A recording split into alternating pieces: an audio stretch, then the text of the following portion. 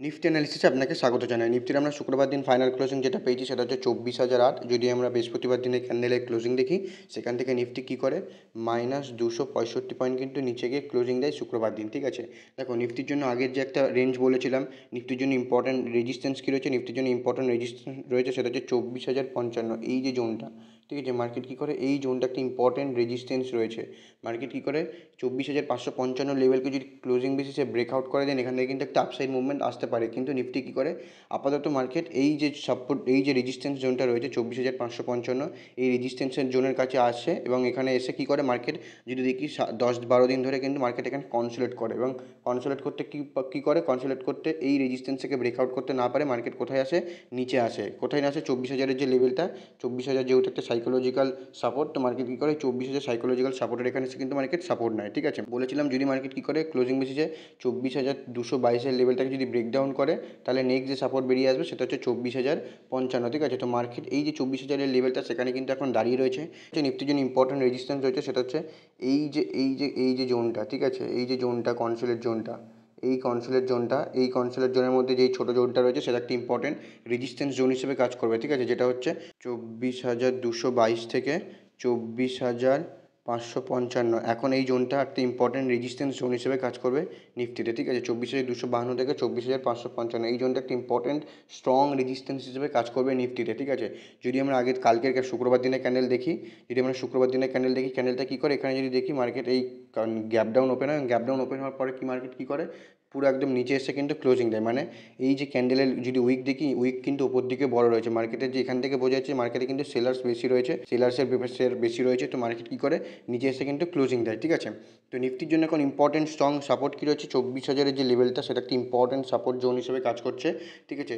যদি বড় রেঞ্জ হিসেবে দেখতে চাই তাহলে মার্কেট কী করবে, 24,555 আর এই যে সাপোর্ট রয়েছে সেটা হচ্ছে 24,000-এর যে লেভেলটা, এই 500 পয়েন্টের মধ্যে মার্কেট যে রেঞ্জটা বানিয়েছে সেটা একটা ইম্পর্টেন্ট সাইডওয়েজ জোন হিসেবে কিন্তু কাজ করছে আপাতত এখন, ঠিক আছে। 24,000-এর উপরে যেতে চাই তো সবার প্রথমে কী করতে হবে, এই লেভেলটাকে ব্রেকআউট করতে হবে, যেটা হচ্ছে 24,222। আর এর উপরে যদি যেতে চাই পুরোপুরি, যদি এই যে রেজিস্ট্যান্স রয়েছে যেটা 24,555, এই লেভেলটাকে যদি ব্রেকআউট করে তাহলে এখান থেকে একটা স্ট্রং আপ মুভ দেখা যাবে। কিন্তু আপাতত মার্কেট কী করে, এই রেজিস্ট্যান্সগুলোকে ব্রেকআউট করতে না পেরে মার্কেট কী করে, ব্রেকডাউন করে এবং কোথায় আসে, 24,000-এর যে লেভেলটা, এই লেভেলের এখানে কিন্তু মার্কেট আসে, ঠিক আছে। তো নিফটির জন্য এখন ইম্পর্টেন্ট সাপোর্ট হচ্ছে 24,000-এর লেভেল। যদি এটাকে এর নিচে যদি ব্রেকডাউন করতে থাকে তাহলে নেক্সট যে সাপোর্ট বেরিয়ে আসবে সেটা হচ্ছে 23,850, ঠিক আছে। 23,850 সেটা হচ্ছে এই যে লেভেলটা, যেটা হচ্ছে এই যে লেভেলটা, ঠিক আছে। 23,850 যদি দেখি, এই যে এখানে যে রেজিস্ট্যান্স ছিল সেই রেজিস্ট্যান্সটাই কিন্তু এখন সাপোর্ট হিসেবে কাজ করছে, যেহেতু এটাকে ব্রেকআউট করেছে, ঠিক আছে। তো মার্কেট এখন কী করছে, এই 23,850-এর নিচে যদি মার্কেট ট্রেড করতে থাকে তাহলে নেক্সট যে সাপোর্ট বেরিয়ে আসবে সেটা হচ্ছে এই গ্রিন ক্যান্ডেলের লো, ঠিক আছে। এই গ্রিন ক্যান্ডেলের লো কিন্তু একটা স্ট্রং সাপোর্ট হিসেবে কাজ করবে নিফটিতে, ঠিক আছে। যেটা হচ্ছে 23,555।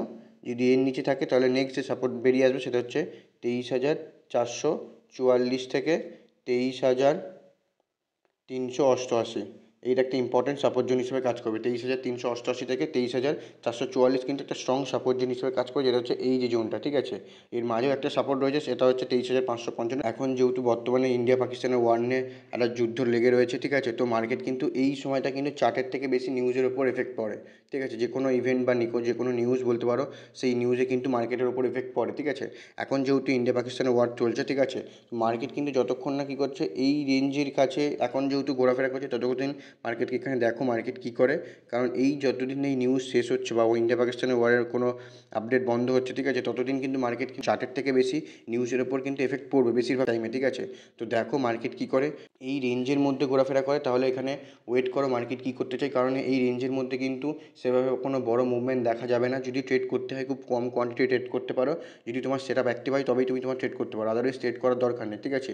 কারণ এই একটা জোন, একটা যদি বড় টাইম ফ্রেমে দেখতে চাও 500 থেকে সেই 24,555 থেকে 24,000 যে লেভেলটা একটা স্ট্রং সাইডওয়েজ এবং স্ট্রং রেজিস্ট্যান্স জোন, ঠিক আছে। যতক্ষণ না মার্কেট কী করছে এর ওপর সাইড আপ সাইডে ব্রেকআউট এবং ডাউন সাইডে ব্রেকডাউন করছে ততক্ষণ কিন্তু এখানে মুভমেন্ট দেখা যাবে না, ঠিক আছে, দেখা যাবে না। যদি মার্কেট কী করে এর ওপরে ব্রেকআউট করে তাহলে নেক্সট রেজিস্ট্যান্স বেরিয়ে আসতে পারে ক্লোজিং বেসিসে, সেটা হচ্ছে 24,888। যদি 24,888কে ব্রেকআউট করে তাহলে 25,055। যদি 25,055কে ব্রেকআউট করে তাহলে নেক্সট যে রেজিস্ট্যান্স বেরিয়ে আসবে সেটা হচ্ছে 25,222।